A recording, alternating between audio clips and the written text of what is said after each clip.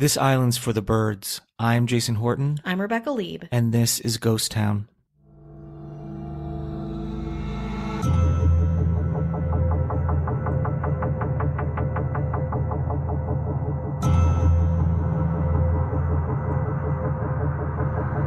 I thought we covered all the weird shit about Disney already.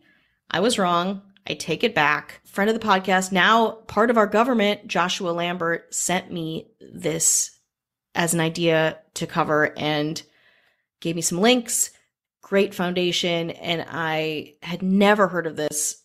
Again, we've covered a lot of things. We've traversed a lot of Disney ground. But today we're going to talk about Disney's Discovery Island. It's got a little bit of everything.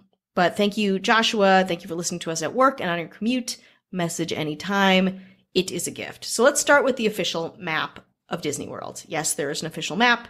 There's this gumdrop-looking green mass in the middle of Bay Lake, the lake to the right of the Magic Kingdom Park. The island isn't labeled and no one can go there, not guests, not employees, and nobody. It wasn't just an island in the 70s and 80s, though. It was actually its own mini amusement park under the Disney umbrella called Discovery Island. Well, let's go back a little bit further. From 1900 to 1937, the island was known as Raz Island, named after the Raz family that lived on it.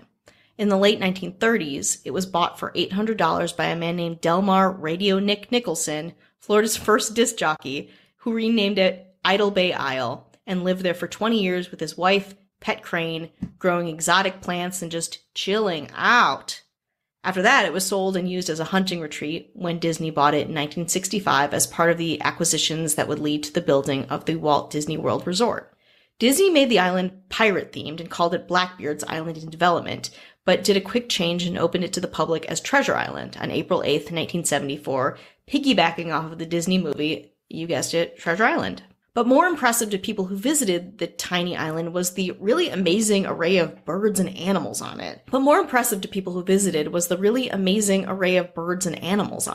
And soon it was recognized as a zoological park. So Disney was like, okay, we'll put a snack bar on it and name it Discovery Island. And I'm not joking, that's exactly what they did. For $10.60, $5.83 for children aged 3 through 9, you could go there after you're visiting more of Disney World, take a break from the regular park to just hang out and look at over 150 exotic birds in the Discovery Island aviary. The island itself is really tropical and lush and beautiful. Even the pictures now showcase that, and a lot of the buildings are still there. But the island's facilities were most famously home to the last known dusky seaside sparrow before it died in July of 1987. It was declared extinct in 1990. In 1989, Disney was accused by PETA of mistreating vultures that landed on Discovery Island. Disney did confirm some of them died while being captured by their employees. Okay. State and federal officials charged Disney with 16 counts of animal cruelty. That's a lot of counts. These charges were ultimately dropped after Disney made improvements to the island, but they never publicly admitted any wrongdoing. Let's take a little break. We are back, but we are moving forward to 1999. That was the year Animal Kingdom opened, which had a lot more animals and was bigger and generally more exciting for Disney-going families. Florida laws were also becoming more strict regarding water-based recreation after finding a lot of bacteria in the water. We'll talk about that a little bit later. Discovery Island closed on April 8th, 1999, 25 years after opening. It operated another 3 months, so all the birds on Discovery Island could be moved over to Animal Kingdom. Since its closing, the island has been abandoned, though on April 30th, a man was arrested for camping there. A couple people have explored it, which is where we get some of these great pictures. You can find them online. We'll put a couple up on our social media. Currently, all original buildings and attractions remain on the island, though some major damage has happened from hurricanes and general decay. There are some specifically great photos online by Matt Sanswa, which are very haunting. Most of the buildings, like I said, are still standing. There's debris everywhere. There's Polaroid photos, snack wrappers from the 90s, amazing. And there's even just a case of medicine for the animals that's just sitting there. Another guy, Shane Perez, who also took some great photos and who trespassed on the island, said of it, quote, "Almost immediately we realized we were not alone on this island. We could hear all sorts of noises in the trees surrounding us. We were literally surrounded by what sounded like thousands of birds. We could hear them cawing and cooing in all directions. Some sounded almost like people speaking. With every branch we stepped on that made a snap, A group of birds would be startled and take off all at once, making even more noise. And it's not Disney without some additional creepy shit. People who've swam to the island find strange noises, preserved snakes in jars, and almost always, I come across in my research for this, lots of aggressive baby vultures.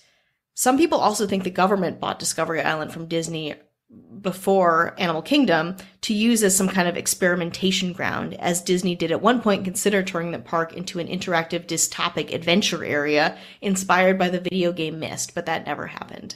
So remember when I talked about Florida getting pissed off at theme parks because of bacteria? Well, next to Discovery Island was River Country, Disney's first water park, which shut down around the same time.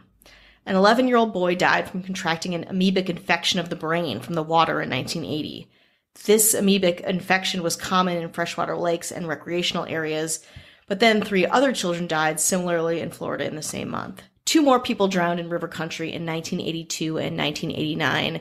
So just like Discovery Island, River Country was down and out. But like I said, there's some incredible photos of this place online, River Country and Discovery Island.